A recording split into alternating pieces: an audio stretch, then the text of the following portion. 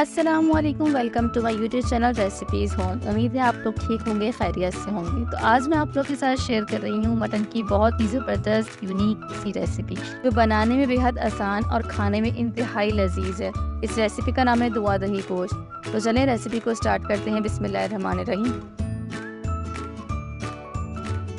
آدھا کلو مٹن کی مکس بوٹی لی ہے میں نے، درمیانے سائز کی۔ اس ریسیپی کو میں نے کوکر میں بنایا، آپ چاہے تو پتیلی میں بھی بنا سکتے ہیں۔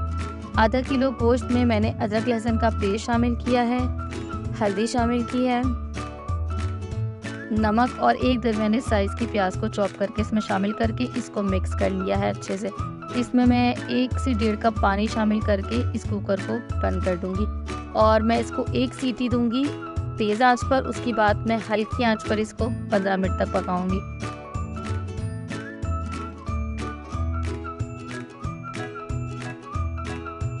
15 سے 20 منٹ کے اندر میرا گوشت 80 to 90% گل جائے گا۔ بس مجھے اتنا ہی اس کو پکانا ہے۔ پھر اس کے بعد میں اس میں آئل شامل کر کے اس کو تھوڑا سا فرائی کروں گی۔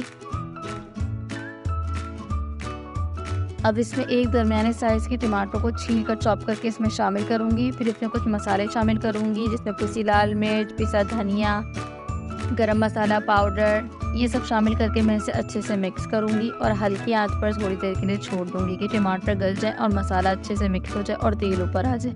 اس پوائنٹ پہ میں اچھے سے اس کو مکس کر کہ یہاں تک کہ اس کا جو ٹماٹر ہے بالکل گھل جائے، اس کو 5 منٹ کے لیے دم دوں گی۔ اس کے بعد میں اس کو ڈش آؤٹ کر لوں گی۔ اب دوسری طرف ہمیں دہی کا ایک مسالہ تیار کرنا ہے۔ آدھا کلو گوشت کے لیے میں نے 1 پاؤ دہی لیا ہے، جس کو اچھے سے میں نے پھیٹ لیا ہے۔ اس میں کچھ ہری مرچیں چاپ کر کے شامل کروں گی اور پودینہ چاپ کر کے شامل کروں گی، ہرا دھنیا شامل کروں گی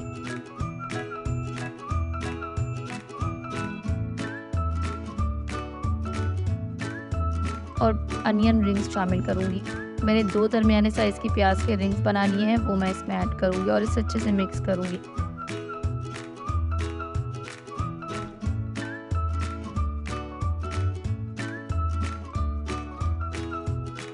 اب ایک باؤل میں ہم گوشت ڈالیں گے۔ گوشت ڈالنے کے بعد جو ہم نے یہ دہی کا مکسچر تیار کیا ہوا ہے، یہ اس میں اچھے سے پھیلا لیں گے۔ اس کے بعد میں اس میں کوئلے کا دھواں دوں گی۔ کوئلے کو میں نے پہلے سے گرم کرنے کے لیے رکھ دیا تھا، یعنی سلگا لیا تھا۔ اب میں وہ کوئلہ اس میں رکھ کر اس میں دھواں دوں گی۔